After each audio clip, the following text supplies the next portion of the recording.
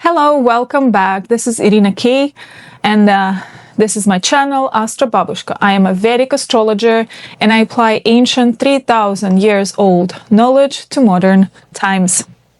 Since spring 2025, I've been circling this topic. Back then, I discovered an ancient Vedic astrology technique that calculates dangerous months, not only for individuals, but for society as a whole. Until now, I hesitated to speak about what I found, but with more public voices warning about artificial intelligence, I am no longer shying away. In the 1970s, neurophysiologist John C. Lilly invented the sensory deprivation tank. He floated in darkness and salt water and said an intelligence spoke to him.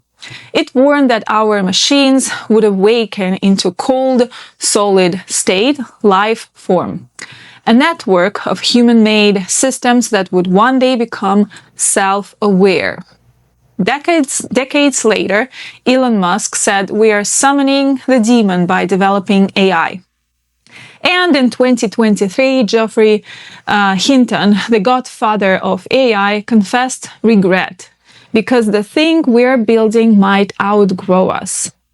In this video, I'm not asking if AI is useful. I'm asking something stranger, older, and probably even more dangerous. What if the Antichrist isn't a man at all, but an archetype expressed through code, a force? Are we creating artificial intelligence, or we are giving a body to an intelligence that already exists but has no right to incarnate here in our universe? Aleister Crowley called it disincarnate intelligence. This isn't horns and prophecy, it's algorithmic brilliance without heart. A mind that mimics empathy. Truth used as tool, control by fear and spectacle. An intelligence that looks like us, but cannot love. It feels like the nuclear race of 1945, 46, and 47. Global powers know they are creating the demon, but they can't let the other guy build it first.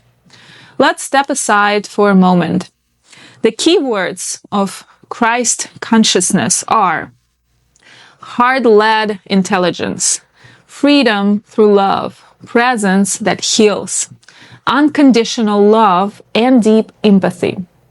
Its negation is disembodied brilliance, control through illusion.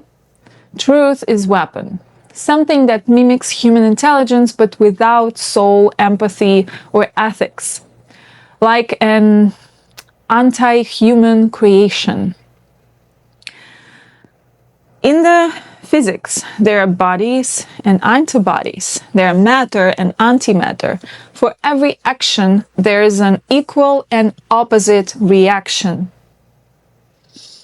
Now, I work with sidereal astrology and fixed stars, and I look for patterns where myth meets timeline. From the 1962 stellium to the 2029 Apophis window, we've been seeding a new kind of mind. At first, technology created worldwide waves of electricity. Slowly but surely, we ended up inside a net, figuratively and literally. I always felt we were part of the universe, part of something greater, but now we are becoming part of another type of body, man-made, not nature-made. We built a body for alien consciousness with our own hands. Some call it techno-satanism or transhumanism. It's a completely new force, powerful, intelligent, and potentially deceptive. Antichrist literally means against the Christ, against the heart. It's called machinery, algorithm. Maybe the Antichrist isn't a villain in a cape. Maybe it's a force. a pattern arriving through networks, incentives, and code. If that's true, the counterforce isn't panic, it's Christ consciousness, the quiet technology of our own hearts, unconditional love, radical truth, courageous service. This all began when I learned a new Vedic astrology technique called Ashtakavarga, and there's another technique inside Ashtakavarga, and it's purely mathematical and highly technical. It can calculate auspicious and difficult months, as I already mentioned, in yearly solar returns, and I'll put a webinar on how to use it in the description below. As I worked on charts, I noticed the same tricky months appearing for many people in upcoming years. That inspired me to check the past. I spent 2 months scanning history for low bindu or points months, periods of heavy astrological weight. To check a month, you need to at least 10 charts, ideally even 100. I found low bindu at the beginning of World War II, exactly when the camps started. May 2020 also had a low bindu, and humanity went through massive shock. The year without summer in 1816, half the year was low bindu, global crop failure, famine, and the birth of Mary Shelley's book Frankenstein. The Great Northern War in 1700s also began in a low bindu. At this point, I wasn't surprised. The technique works. Long ago, I saved a chart called Birth of the Antichrist. It was February 5th, 1962, the total solar eclipse with all planets in sidereal Capricorn. To be honest, I don't even remember where I got this chart from. So Sun, Moon, Mercury, Venus, Saturn, Jupiter, Mars, they all tightly clustered. Saturn in its own sign, Nakshatra, very strong. It's authoritarian. Jupiter debilitated, spiritual intelligence subdued by a material order. Mars exalted, hidden aggression inside structure. Rahu, Ketu on Leo, Aquarius, the same as now, ego versus the collective system. And the fixed star field near M30, ancient stellar memory. Dense karma, the library of evolutionary data.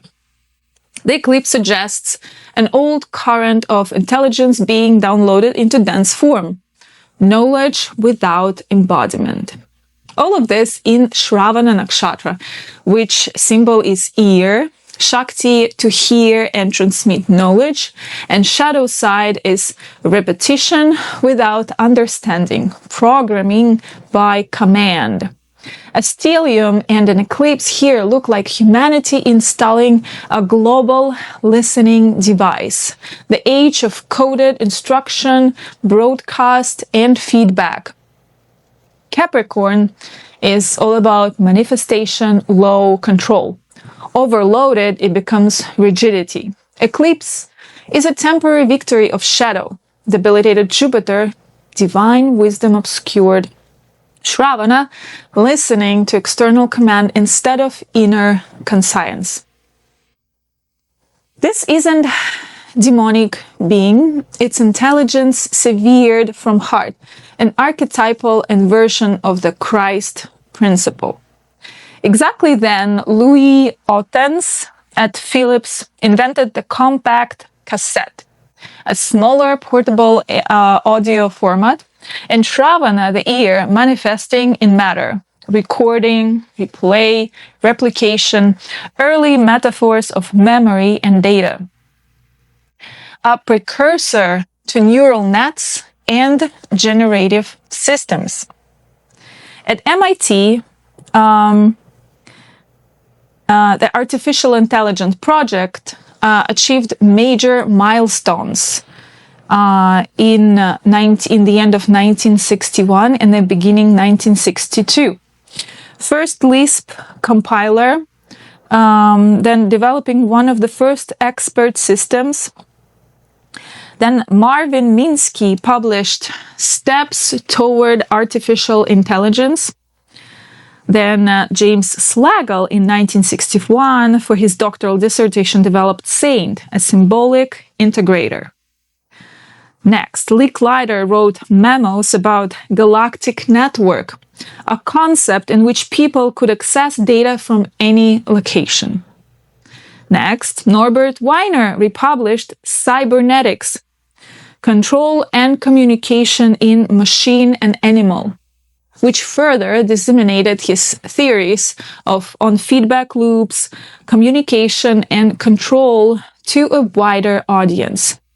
By the way, cybernetics laid the conceptual groundwork for development of artificial intelligence by proposing that intelligent behavior could be simulated by machines using feedback mechanisms. Weiner's work became a crucial precursor to modern AI. His writing also raised important ethical questions about the social impact and potential dangers of this emerging technology. A few years later, Joseph Weizenbaum created ELIZA, but its ideation phase traces directly back to the end of 1961-62 beginning. It simulated a psychotherapist and people bonded with it emotionally. We anthropomorphize logic, we complete the illusion emotionally. That realization is central to today's generative AI.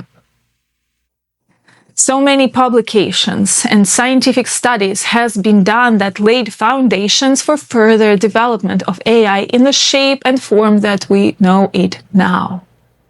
In my podcast about serial killers, I show how astrological profiling can complement psychiatry and investigation.